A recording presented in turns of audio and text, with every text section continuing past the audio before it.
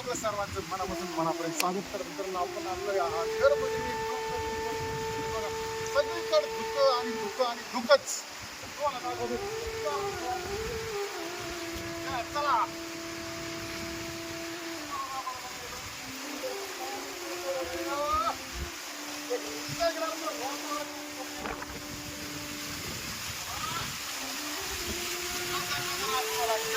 माल घडणार नाही.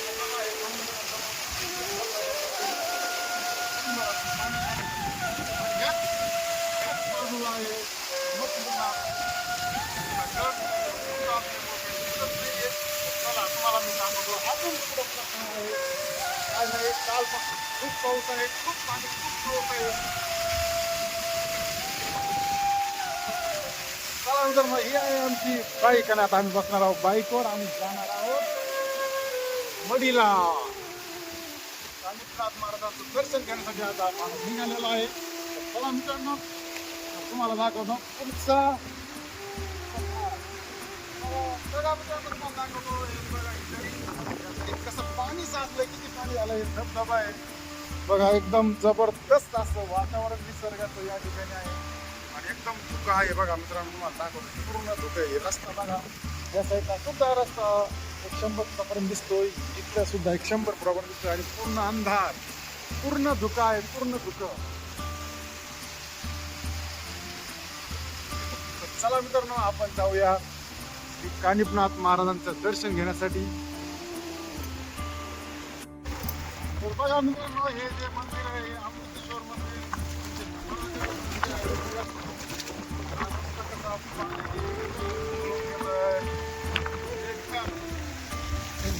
बघा हे डोंगर, डोंगराच्या घरी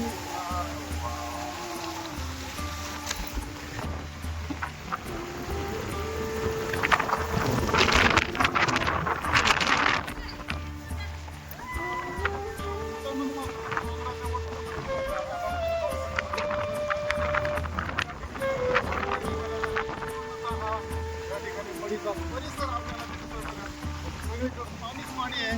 हे बघा हे डोंगरातून पाणी पाच धरतंय येतंय. बघा रस्त्याने सुद्धा पूर्ण पाणी चालू आहे. डोंगरातून हे जे पाणी पडतं एकदम मस्त आहे. बघा हे तुम्हाला धबधबा दाखवतो. तो धबधबा जो रामकुंड आहे, रामकुंडाला पाणी जातं. रामकुंड आणि अतिशय सुंदर असा निसर्गरम्य झालेला आहे मित्रांनो. बघा समोर